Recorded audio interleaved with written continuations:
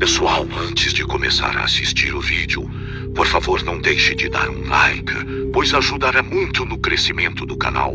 E se por acaso gostar do conteúdo, não deixem de se inscrever e ativar o sininho para não perder os próximos vídeos. Dado o recado, vamos para o relato.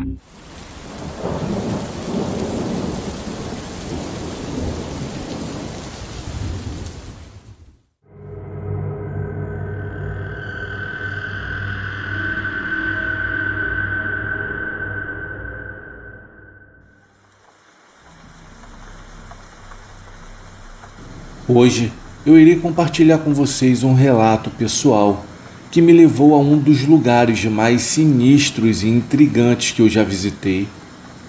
O meu nome é Dionísio e esta é a história de uma noite que jamais eu irei me esquecer.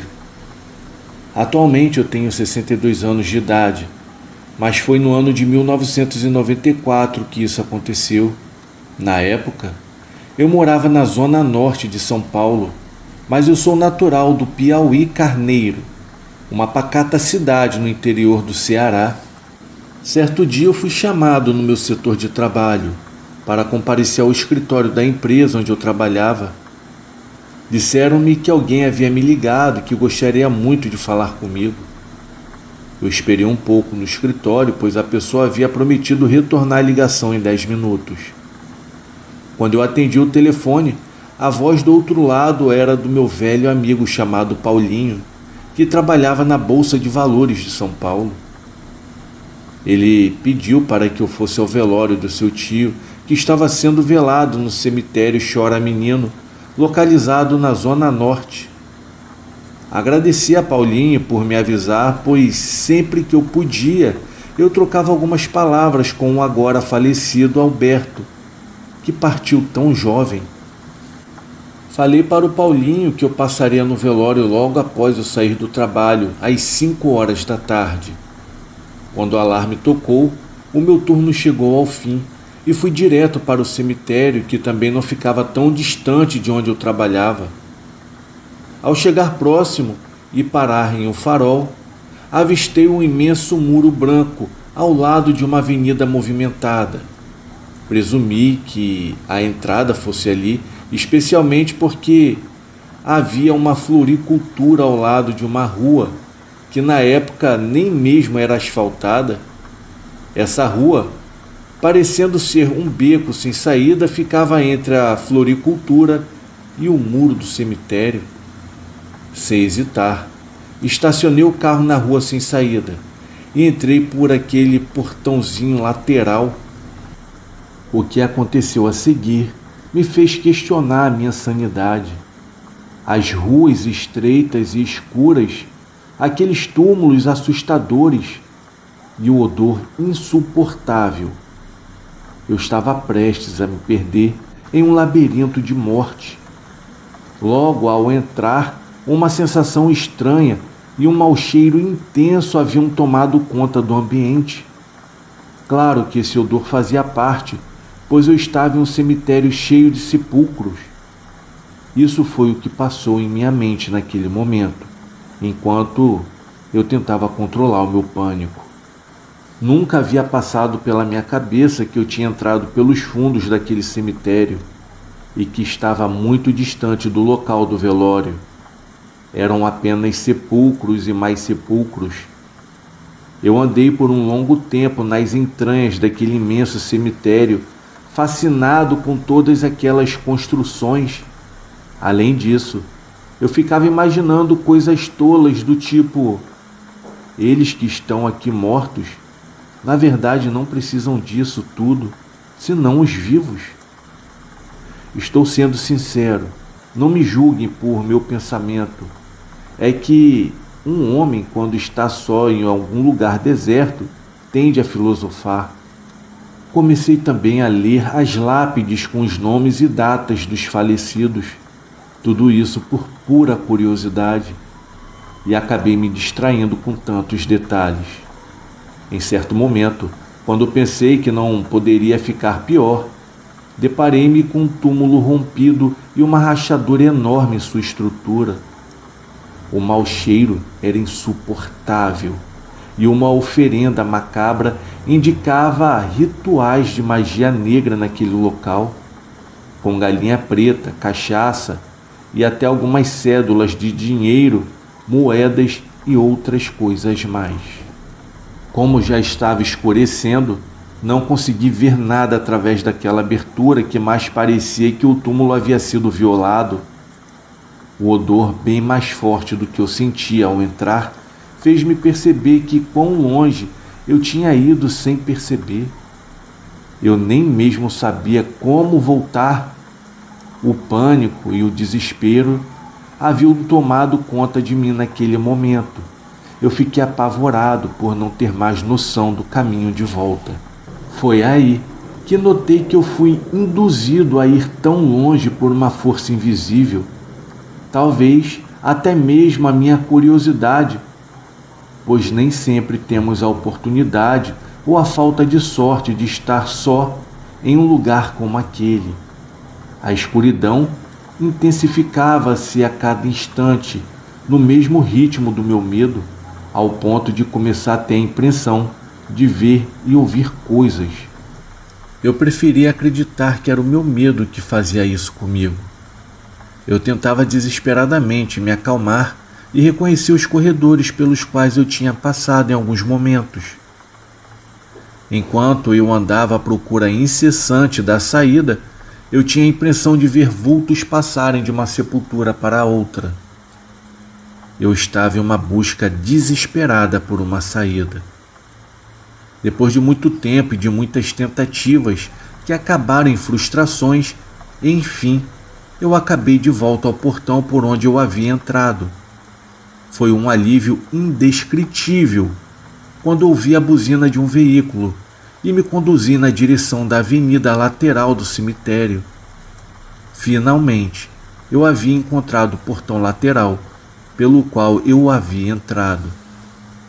Ao sair, eu agradeci a Deus e prometi a mim mesmo que nunca mais eu iria me colocar em uma situação daquelas. Eu avistei o meu carro estacionado na rua sem saída, ao lado da floricultura, e decidi ir até lá para perguntar onde fica a entrada principal do cemitério. Foi então que me deparei com uma senhora que veio ao meu encontro. Ela disse que tinha me visto estacionar o carro e entrar por aquele portão. No entanto, ela não disse nada no momento, pois muitas pessoas entravam por ali para realizar rituais nas catacumbas do cemitério. Ela ainda me disse que eu tive sorte, pois o cemitério é realmente enorme e, como eu estava sozinho, eu poderia ter encontrado qualquer coisa lá dentro. São muitos os que entram naquele portão, uma grande maioria para fazer rituais de magia negra, sem contar as coisas que se vê e ouve e que não pode afirmar se são os vivos ou os mortos. A primeira lenda, que desafia o próprio tempo, conta que em 1875 uma devastadora epidemia de varíola varreu a cidade de São Paulo, ceifando a vida de milhares de crianças e jovens, especialmente na área que hoje conhecemos como Chora Menino. Segundo essa versão, os pais aflitos, ao sepultarem os seus filhos, vertiram lágrimas e soluços na capela cemiterial, batizando o lugar com o nome que conhecemos hoje em dia. No entanto, essa história parece desmoronar diante da evidência de que a capela e o cemitério só foram erguidos 2 décadas depois da epidemia. Já a segunda lenda, ainda mais sombria, narra que nas proximidades do cemitério residia uma mulher estranha, cujos feitos arrepiavam a espinha de qualquer um. Dizem que ela abandonava bebês recém-nascidos à porta de sua casa, em um vale sombrio próximo onde as criaturas famintas, como os urubus, esperavam para se alimentar dos inocentes. Os angustiantes lamentos das crianças clamando por ajuda teriam dado a origem ao nome macabro Chora Menino. Contudo, os mais céticos alegam que esses sons eram na realidade apenas os miados inquietantes de gatos no cio, ecoando pela noite tenebrosa. Eu não sei no que acreditar.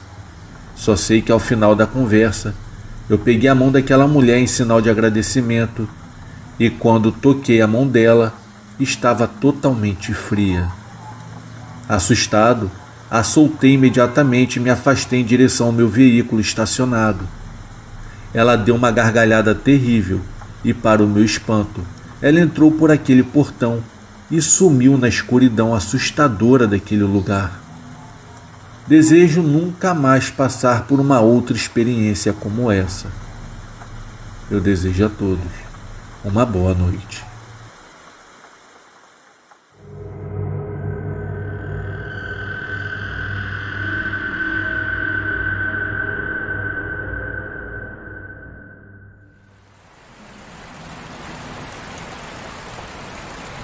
Antes do relato do senhor Antônio Mota, eu quero apresentar a vocês a grandiosa mansão construída pela família Cavalcante, que fica às margens da CE 060, em meio às montanhas da região metropolitana do distrito de Água Verde, Guaiúba, no sertão cearense.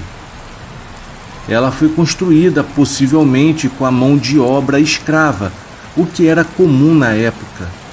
Existe ali um reservatório que, segundo um historiador local, era onde os escravos eram banhados com a salmoura após as sessões de açoites, onde muitos não resistiram e eram mortos por não aguentar tamanha tortura. Em ruínas, a imponente mansão assombrada ainda resiste. É comum escutar gemidos aterrorizantes no local, que é palco de mistérios e visões sobrenaturais. Pessoas da localidade já presenciaram ali muitas infestações sobrenaturais, nos afirmam até ouvir vozes. Outros moradores presenciaram incêndios misteriosos durante toda a madrugada e no dia seguinte, indo até lá, não havia nenhum vestígio de fogo. Muitos outros fenômenos do mundo espiritual, como sons de correntes sendo arrastadas pelo chão, são ouvidas por lá durante todos esses anos da existência do casarão. Muitos já morreram no local, incluindo escravos, empregados e moradores. Dizem até que os escravos mortos eram enterrados nas proximidades do casarão, não junto à sepultura dos membros da família, que eram os donos de grandes áreas de terras naquela região. A grandiosa mansão tem um piso superior e aproximadamente 80 aberturas entre portas e janelas e entradas de luz. O local é totalmente abandonado e está sendo tomado pela vegetação e visivelmente sendo usado para práticas de rituais satânicos, elevando assim os acontecimentos sobrenaturais naquele local. O casarão, construído aproximadamente há 2 séculos, é morada de entidades assustadoras. Há um relato enviado pelo senhor Antônio Mota, que conta o que ele havia presenciado em uma noite que passava ao lado do casarão. Se você gosta desse conteúdo, já se inscreva no canal e deixe o seu joinha, que é muito importante pra gente. Olá, eu nasci em Santa Quitéria e moro em Guaiúba há muitos anos. Acompanhei todo o abandono do casarão ao longo dos anos em que eu moro aqui. Eu mesmo fico encucado porque é um lugar de muitas perguntas e poucas respostas. O casarão tem um piso superior que tem um corredor baixo e estreito e com difícil acesso. Diferente da parte inferior da casa, até hoje ninguém sabe explicar para que servia esse lugar antigamente. O que eu sei é que o último dono acabou morrendo ali e de lá para cá o casarão foi abandonado por completo e está aí até hoje. Eu sempre ouvia falar que muita gente já viu coisas do outro mundo por ali, mas eu mesmo não acreditava em nada. Quando foram alarguecer a rodovia, eu até pensei que dessa vez o casarão fosse ser derrubado, mas eu me enganei. Fizeram um desvio e o casarão então ficou ilhado no meio do canteiro. Ninguém havia mexido nele. Ele ficou ainda mais assombrado. Foi aí que vi que tinha alguma coisa ali naquele lugar, e com a duplicação era para melhorar. Mas agora, infelizmente, tem muito mais acidentes no entorno do que antes. Em uma noite, eu vinha de carro com um conhecido quando de repente o carro para e desliga tudo e não pegou mais. Descemos, olhamos e não tinha nenhum cabo de bateria desconectado. Ele então me disse: "Olha, você fica aqui que eu vou buscar ajuda."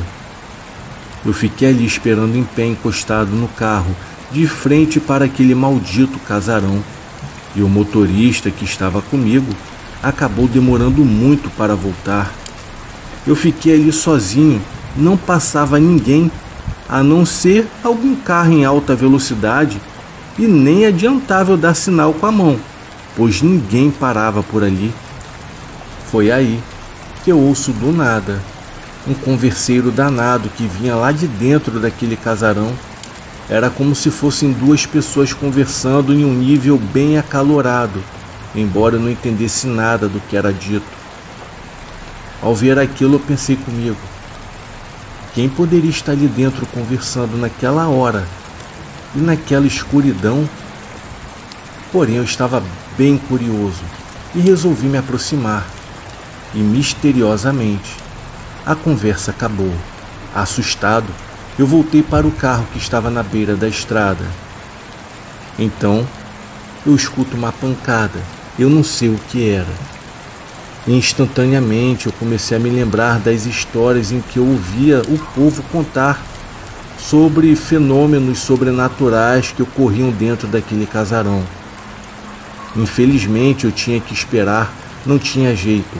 Eu precisava ficar com o carro. Eu não iria deixá-lo ali na beira da estrada sozinho. Aquele ambiente, não havia paz. É um lugar solitário e escuro, mas que sempre me chamava a atenção por algum motivo. O dono do carro chegou com um mecânico em uma moto. Quando o mecânico deu a partida, o carro pegou como se não tivesse defeito algum. Na hora o mecânico achou muito estranho, e nós também. Boa noite.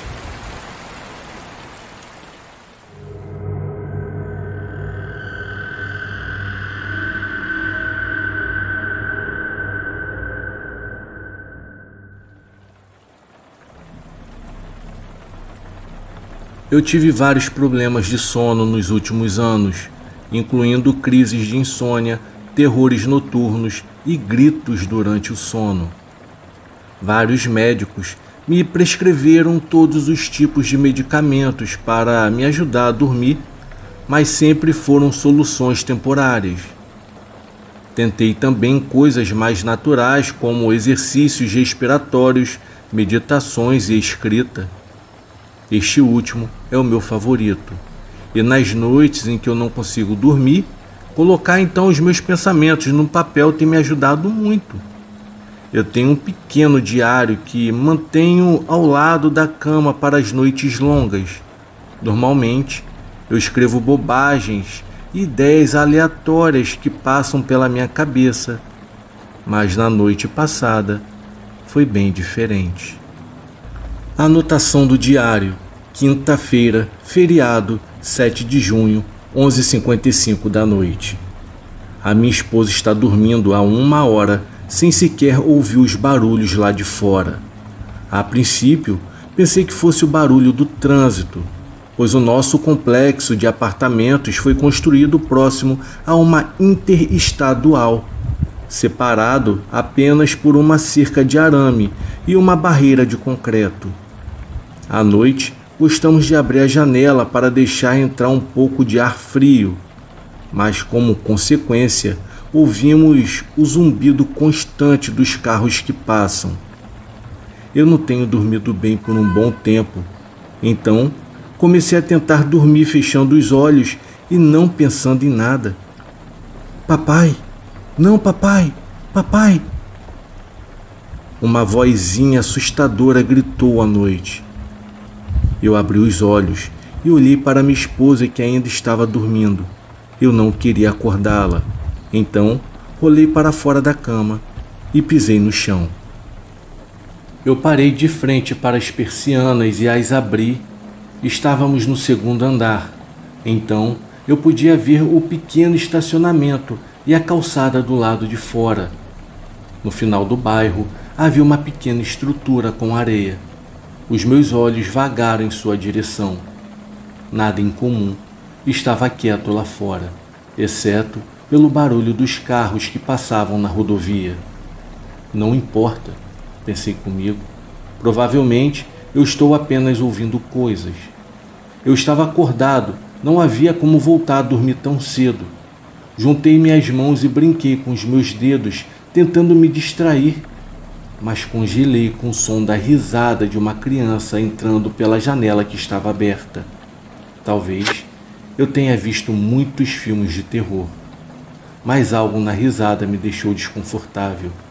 Eu sei que é apenas uma criança, mas por ser logo perto da meia-noite, algo não fazia sentido. Sentei-me e olhei para a janela. Ouvi passos lá fora. Pezinhos batiam na calçada como se alguém estivesse saltitando sobre a luz pálida da lua. Levantei-me da cama novamente, tomando cuidado para não incomodar minha esposa, abri as persianas e espiei lá fora. Além da grama molhada na calçada do lado de fora, nada estava diferente. Olhei ao redor do estacionamento e os meus olhos se voltaram para a calçada do lado de fora do meu apartamento. Haviam pegadas. Esfreguei os olhos pelo que eu tinha visto e ninguém estava andando por ali, mas havia um conjunto de pegadas molhada na calçada, levando à beira da grama. Pisquei os olhos e lentamente os abri, tentando obter uma imagem melhor. Foi quando notei que as pegadas não paravam na grama. Seja de quem for essas pegadas, elas deixaram pequenas marcas na grama que continuaram subindo até o prédio e depois pararam. Talvez sejam as crianças vizinhas, murmurei para mim mesmo. A minha esposa e eu não tínhamos exatamente o melhor relacionamento com os nossos vizinhos de baixo. Era muita música alta, cachorros latindo, portas se batendo e fumaça de cigarro constante. Não deixaram a melhor impressão em nós. Eles costumavam ficar acordados até tarde. Em algumas noites, continuavam a barulheira até altas horas da manhã. Então, não me surpreenderia se as crianças estivessem correndo loucamente lá fora. Nesse momento, claro que eu estava apenas tentando me tranquilizar, pois era uma noite tranquila, quase quieta demais. Suspirei e voltei para a cama. Eu não tinha mais vontade de dormir, mas era obrigado a levantar cedo para trabalhar. Sabia que tinha que pelo menos tentar. Meu ritual começou. Deitei na cama, fechei os meus olhos e deixei a minha mente vazia. Depois de um tempo, a minha respiração ficou ainda mais lenta e fiquei sonolento. Eu estava quase dormindo de olhos fechados quando o som de criança cantando começou. Eu já estava sonhando. O que foi aquele barulho? Os meus olhos se abriram e eu me levantei rapidamente. Olhei para a cama e a minha esposa ainda estava dormindo, mas eu podia ouvir um leve sussurro do lado de fora da janela em um tom abafado. Não sei por que resolvi ir até a janela de novo, mas a curiosidade havia me vencido dessa vez. Abri as persianas e escancarei a janela. Não havia tela, graças ao nosso maldito gato. Então, me inclinei e olhei para baixo. Havia pegadas pequenas e molhadas do lado de fora da minha janela. Elas desciam e atravessavam a janela do vizinho e saíam para a calçada. Como eles não notaram alguém andando pela janela deles? E o mais importante, como que diabos alguém sobe na lateral de um prédio? Ai, meu Deus, papai me machucou. Uma voz chorando. Olhei além da calçada. O barulho vinha do grande carvalho lá fora. Estava escuro, mas eu pude ver uma figura sombria encostada na árvore. Era uma criança. Os seus ombros subindo e descendo. Ela estava chorando. Eu não sabia o que estava acontecendo, mas se alguém estivesse machucando menores de idade, eu tinha que chamar a polícia. Eu fechei a janela, vesti um short, enfiei o celular no bolso e saí do quarto. A minha esposa ainda estava dormindo profundamente. Deus abençoe o seu sono. Ao sair pela porta, peguei a chave de casa no balcão da cozinha, deixando a fechadura de baixo trancada. Corri para fora e para o escuro, descendo as escadas de 2 em 2 degraus. Cheguei ao fundo em pouco tempo. Corri até a árvore e olhei em volta. Estava quieto lá fora e não havia ninguém. Eu andei procurando pelo garoto. Olá, você está bem, amigo? Talvez eu tivesse assustado ele falando isso. Fui eu quem saiu correndo sem camisa e descalço no meio da noite. Provavelmente parecia um louco. Então eu olhei para cima. Pegadas apontavam para o lado da árvore, como se alguém tivesse subido ela pelo tronco. Eu estremeci na hora. Estava um pouco frio e toda a situação começou a parecer ainda mais estranha. Com o canto do olho, vi uma luz. Virando a cabeça, percebi que a luz vinha do meu quarto. A minha esposa estava acordada. Dei uma última olhada tentando descobrir para onde o garoto havia ido. Então, me virei e corri escada acima. Eu entrei no meu apartamento silenciosamente, tranquei a porta por detrás de mim e fui para o quarto. Boi, boi, boi, boi da cara preta. A alegre melodia vinha de dentro do meu quarto. Com o coração batendo rápido, corri para a porta e a abri. Estava escuro lá dentro e o quarto completamente silencioso. O que está acontecendo aqui? A minha esposa me perguntou, meio adormecida, não parecendo muito feliz por ter sido acordada.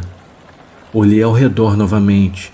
Achei que eu tinha ouvido crianças cantando, mas agora parecia mais do que nunca que realmente eu estava ficando louco por falta de sono. Amor, foi só um pesadelo. Volta a dormir, vai, querida. Não foi nada demais. É coisa minha. Amor, tá bom então. Venha deitar, vem. Ela murmurou, colocando o rosto no travesseiro. Fechei a porta do quarto e fui até a janela. A janela estava fechada, mas as persianas estavam abertas. Então, eu tive que fechar antes de me deitar para manter o quarto um pouco escuro. Ao alcançar a pequena corda para fechar a persiana, parei e olhei para a janela. Havia um par de marcas de mãos nebulosas riscadas no vidro. Puxei a corda e baixei as persianas o mais rápido que eu pude. Depois, pulei na cama. Ainda estava muito quente no quarto, mas eu não me importava. Eu não iria deixar aquela janela aberta nem por reza braba. Puxei o meu cobertor rapidamente sobre cada centímetro do meu corpo e fiquei perfeitamente imóvel. Ainda não adormeci, afinal, é por isso que estou fazendo um diário. Coloquei a minha cabeça por debaixo das cobertas e com uma lanterna na mão para me ajudar a ver alguma coisa. Se eu pudesse, eu tamparia até os meus ouvidos, pois infelizmente eu ainda ouço as malditas crianças cantando, rindo e chorando. Elas estão do lado de fora da minha janela. E para piorar, eu acho que a sombra que eu tinha visto lá de baixo aqui no meu quarto, na verdade não era minha esposa.